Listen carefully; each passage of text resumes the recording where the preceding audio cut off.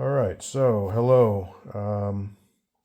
I do a morning meditation each and every morning, and usually lasts a few hours. And during that period, I am channeling my own higher self, and getting all kinds of insights on my life. Basically, um, interpreting my dreams that I might have the night before, and going over my previous day, and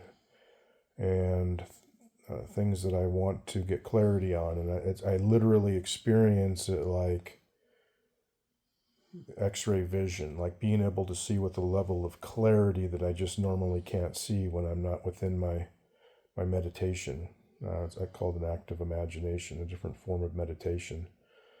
That perhaps I'll talk about that at some time. But right now, suffice to say, I was doing mine this morning and getting clarity on things and really planning my day and week and navigating my life from this space, from getting information from the higher self, seeing from the higher perspective. And again, that can be seen as like an X-ray vision, but it can also be seen as sort of zooming out and just seeing the bigger picture and how everything's related. And it's very much the experience of the Matrix when Neo kind of decodes it and is able to see Smith and the other two agents, in code, and all of a sudden that changes everything, and you realize there's nothing to be afraid of, and you create it all, and it just loses its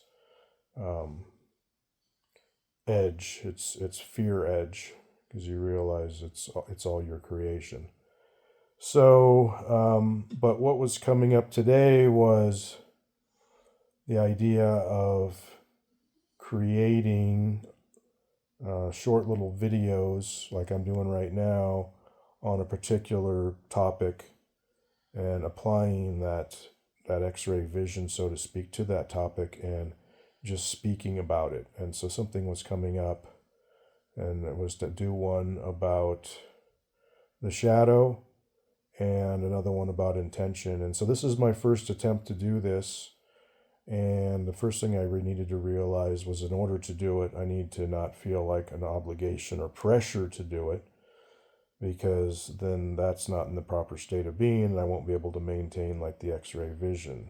At the same time, I don't want to avoid doing it. It's an opportunity, so it was sort of pitched to me as an invitation, not that I need to do this, but that I can. And so this is my attempt to just play with it and see what comes up. And this may ultimately get uploaded to YouTube, and it may not. But there was the thought: normally I'm walking when I'm doing my active imagination, but I think that might be a little disorienting for the viewer.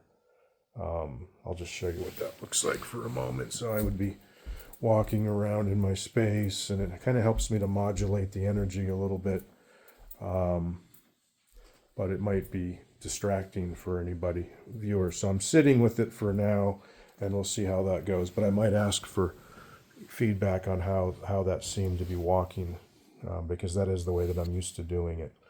And if it doesn't flow well sitting, then I might have to go to that anyway. But so yeah, asking for feedback on how that was experientially for you, again, assuming that you see this. And then the other thought I had was, well, do I have like an outline? Do I sit there and, okay, this is my report on, for instance, the shadow, and have a general outline, and I can see from a purely rational point of view that seems like that would be a good idea, right? Oh, you're going to have this is the beginning, the middle, and the end, and you're going to touch on these bullet points, and while that's all true, it's also true that the X-ray vision that I experience is a sort of a spontaneous kind of a channeled event, and that's the only time I ever really see with the total clarity. So it's not a matter of, oh, I did my homework and plotted this thing out. It's coming through in the moment. So I've decided to not have an outline. The only thing that I have is the topic, and then to just like be in the space of channeling to get clarity on, in this case, the shadow. And It's not meant to be a comprehensive thing with the whole history and all that. It's just the thoughts that come up in the moment.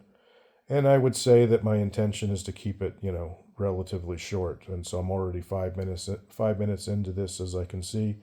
And so, I don't want to. I can't imagine anything more than 10 minutes. So at this point, I'm just going to attempt to just bring up my thoughts, whatever comes up in this state about the shadow. So, and I'm doing it while I'm sitting, which is a little bit different. And if this doesn't work, I may have to get up. So, yeah, the shadow, I'm not absolutely positive this, but I believe it's a term used in psychology that was coined by Jung describing the shadow, but maybe it was Freud, I'm not sure.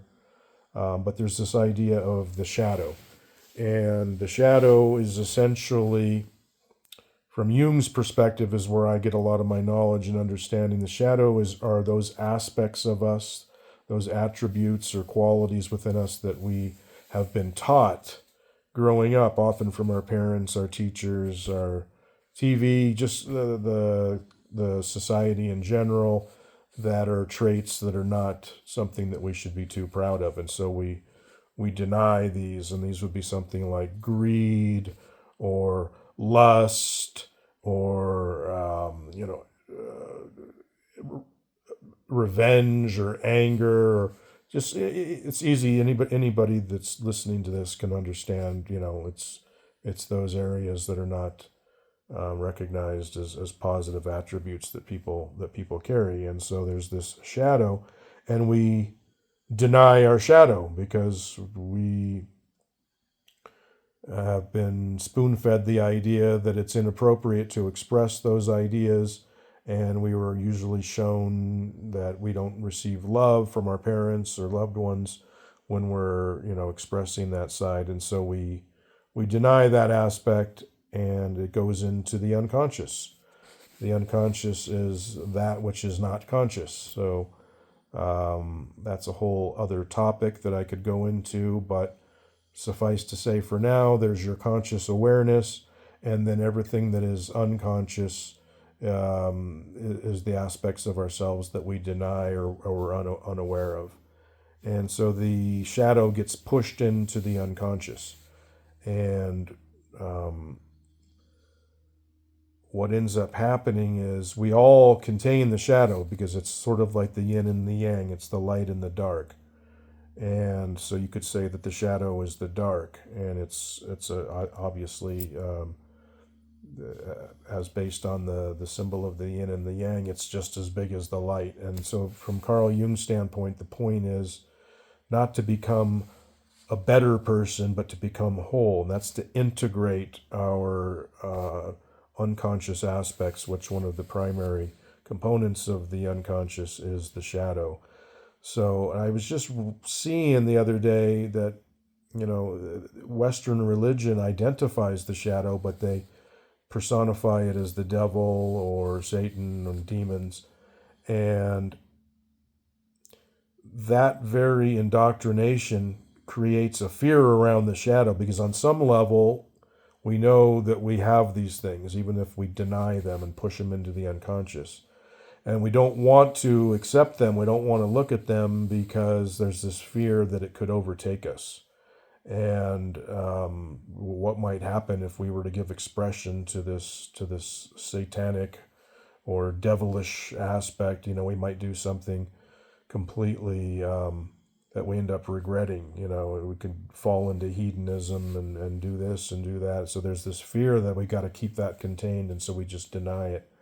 So I can see the dynamic where the Western idea of splitting things into the God and the devil is problematic in that way, and prevents from people from really wanting to look at that shadow.